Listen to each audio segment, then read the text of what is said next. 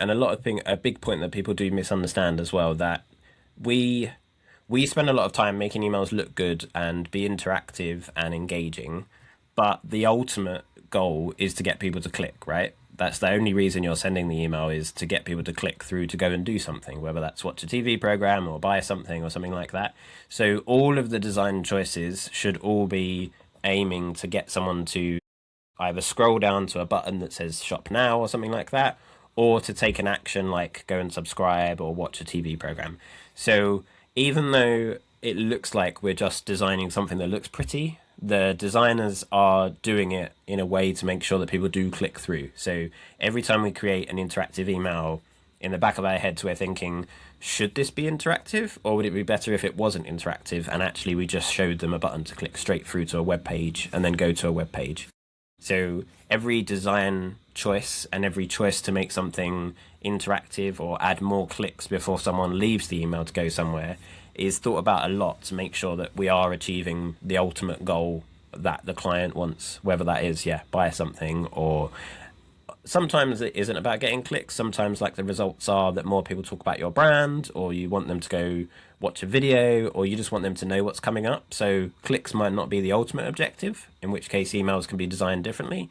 But yeah, the whole idea that what we're doing is using email to get people to take whatever action is needed for your business. So every design choice should go towards that. So next question is that whenever the people are creating the people or the teams are creating the email campaign, what common mistake they do and how to correct them?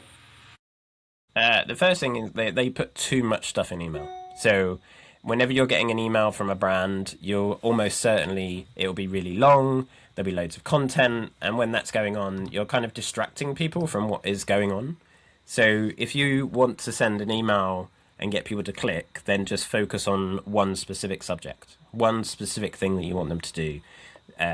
Shops are the biggest kind of the people that make the most mistakes, where they send an email maybe once a week or twice a week, and instead of focusing that email on one product, giving it lots of information, really telling the story behind the product and getting people to buy the product, what they do is they create one big picture at the top of the product with a little bit of information and then a buy now button, and then the rest of the email is full of more products and more information about sales or blog posts or anything that they want. But the whole reason for sending that email was to get everyone to buy that first product. So why not focus the whole email on that, tell the story really well, give all the information, and just get people to click through and buy that one product? You're probably going to get more sales focusing on one thing and having a shorter email than you are having a really long email with lots of different subjects.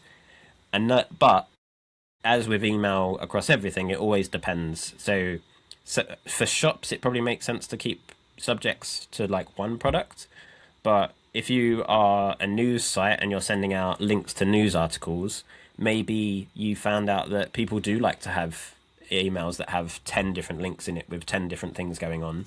And that could be completely true, but it should always be tested. But the most common pitfall we find is that people are trying to put too much information in an email and far too many subjects in one email, and you should really just focus on the one thing that you want people to do.